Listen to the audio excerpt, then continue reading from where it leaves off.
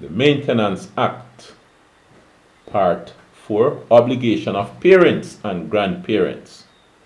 Section 8, Obligation of Parents to support child. Subsection 1. Subject to subsection 2.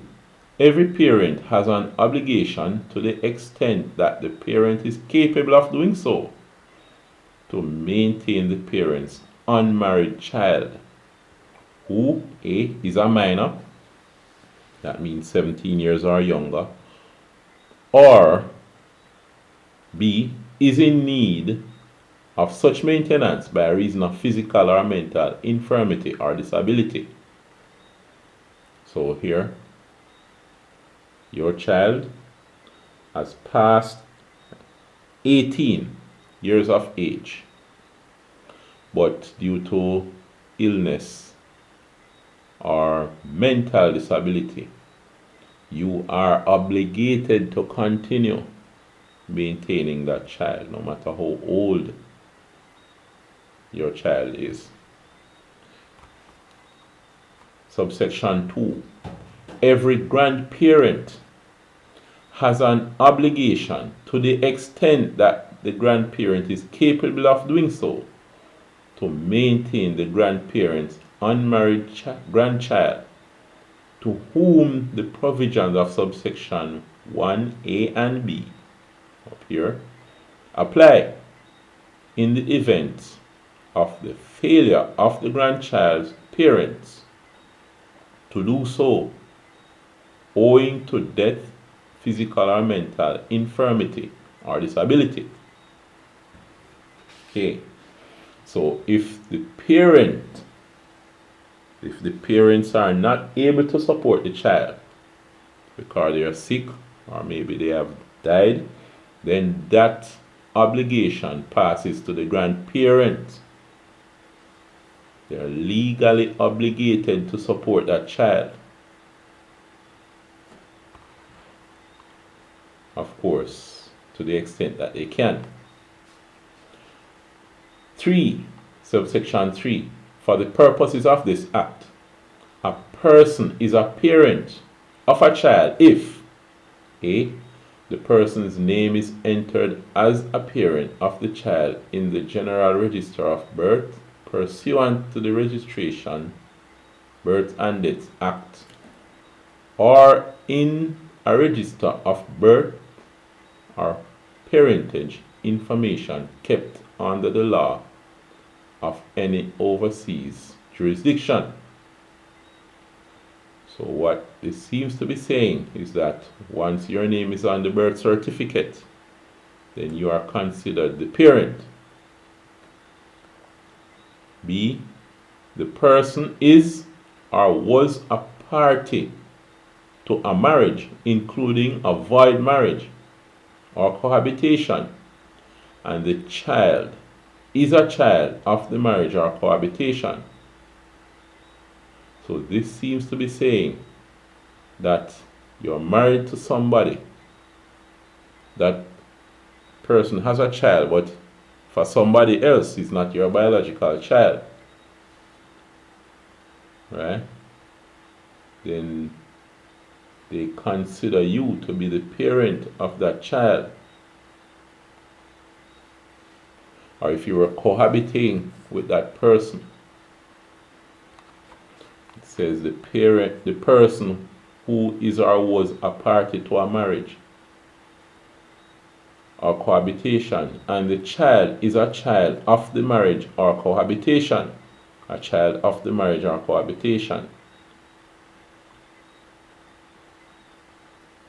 So a child of the marriage or cohabitation, it sounds as if it might be your biological child or it might not be. So whether or not it is, they consider you as a parent. C. The person is a party to a marriage or cohabitation and accept as one of the family a child of the other party. A child of the other party to the marriage or cohabitation. So part B is saying that it's a child of the marriage.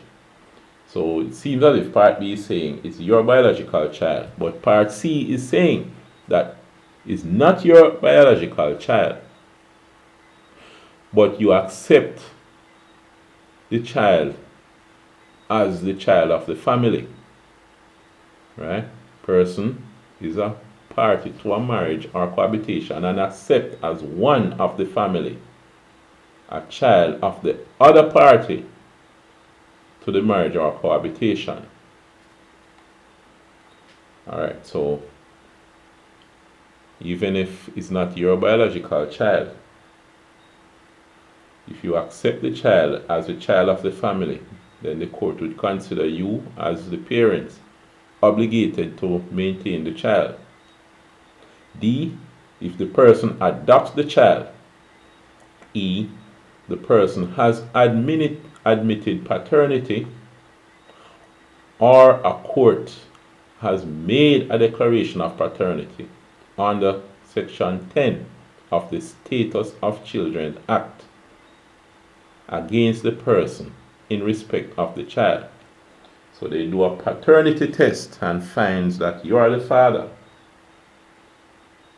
even if you're not married or living with the mother, once you are found to be the father.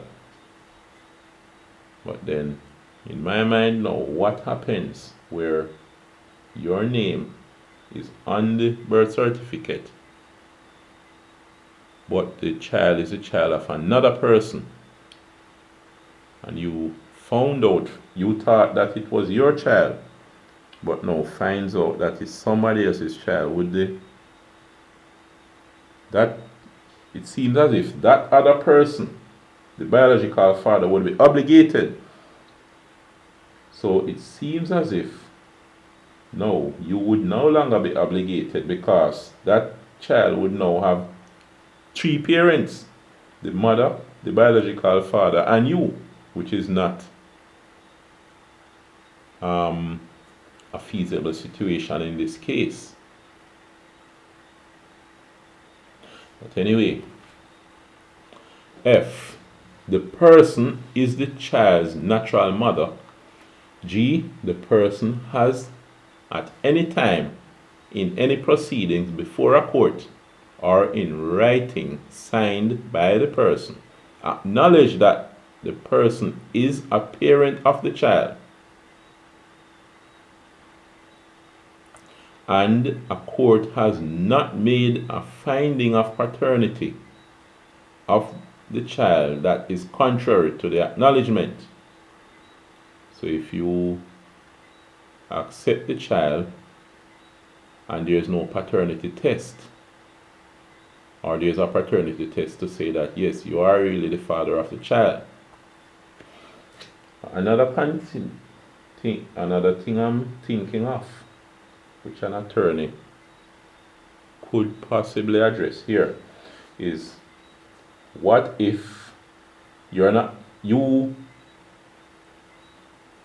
thought that you were the father, then the paternity test shows that you are not the father, but they haven't found who was the father. Would the court still consider you to be the parent obligated to support the child? Because here they say that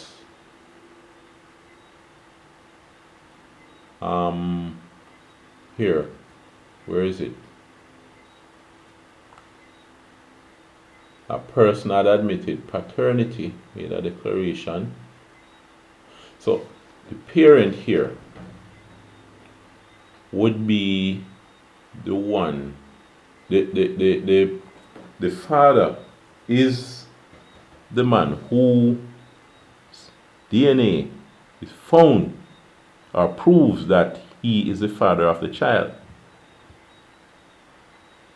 So the parental responsibility would go to that man.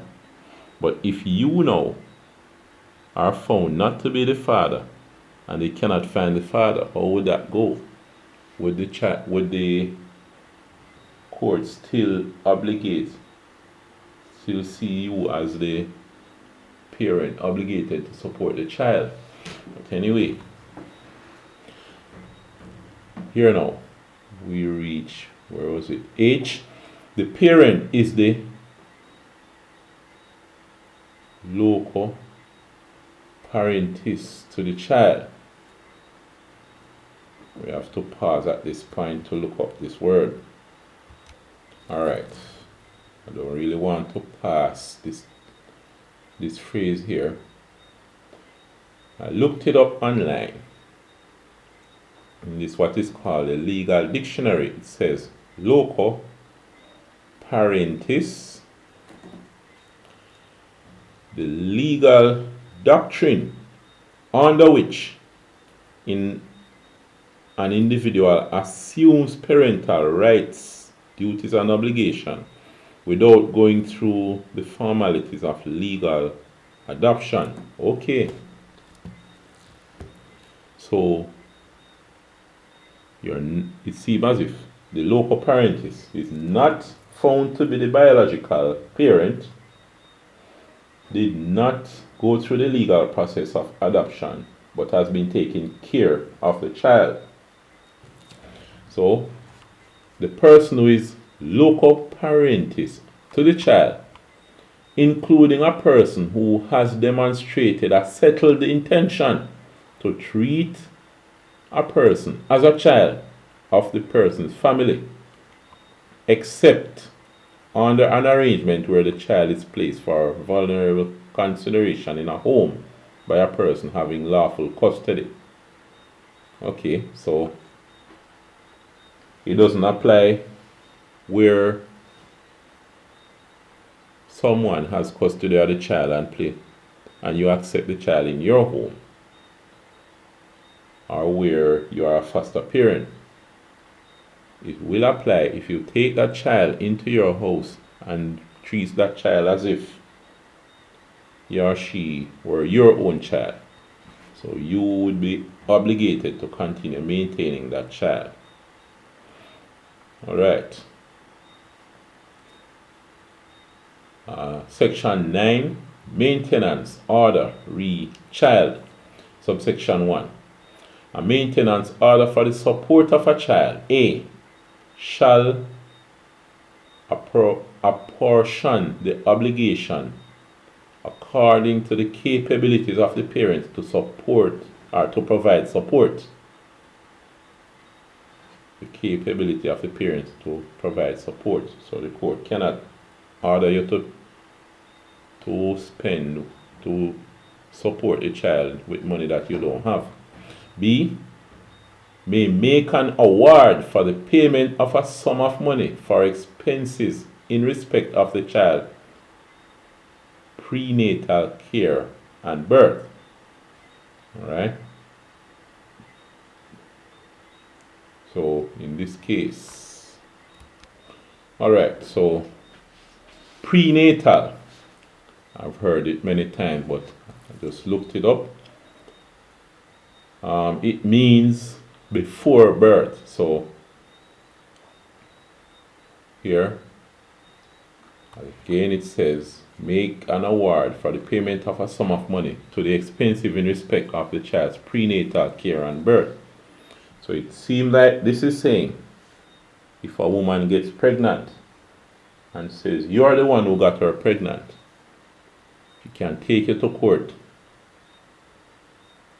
for you to pay money towards prenatal care, the doctor's visits and so on, right, even before the child is born, as well as to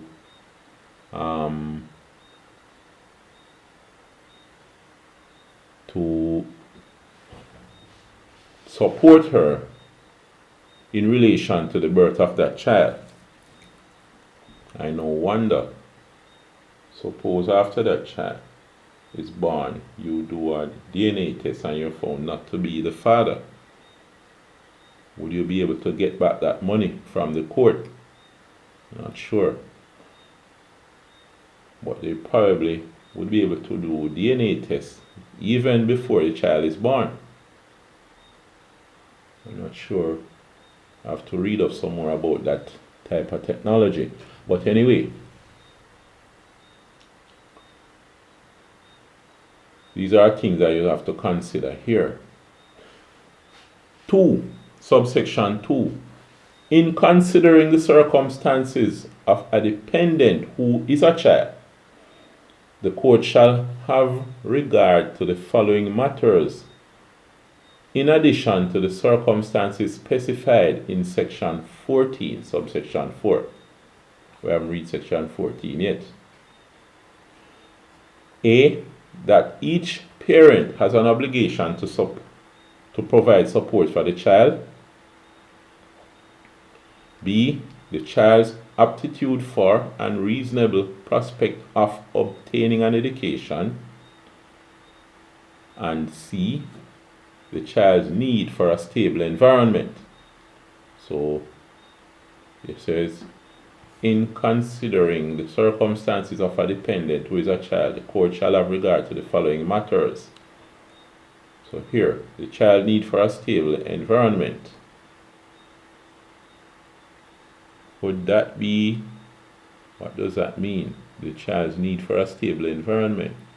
Could it be that the court is saying that they can order that you live in the same house with the other parent and behave yourselves in the presence of the child? Could that be? But anyway, I guess an attorney would be able to explain this part. Alright, subsection 3. The court shall have regard to the matters set out in subsection 4 in considering whether any or what order should be made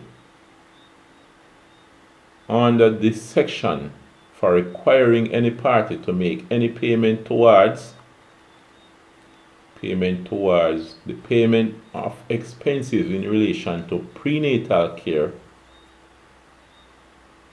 or the maintenance or education of the child. Alright, so under subsection 4, the court shall have regard to the matter set out in subsection 4. But this is subsection 3. We haven't reached subsection 4 yet. So here, of a child who has been accepted by the party as a child of the family. So, accepted by the party as a child of the family. It sounds as if what they're saying is that you know that you're not the parent, you're not the biological parent of the child, but you accept that child. 4. This is now subsection 4.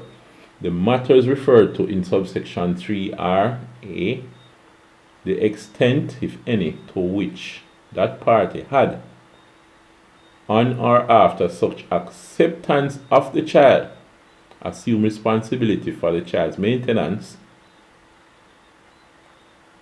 So, if you were maintaining the child before, we probably would say that you still have to maintain that child.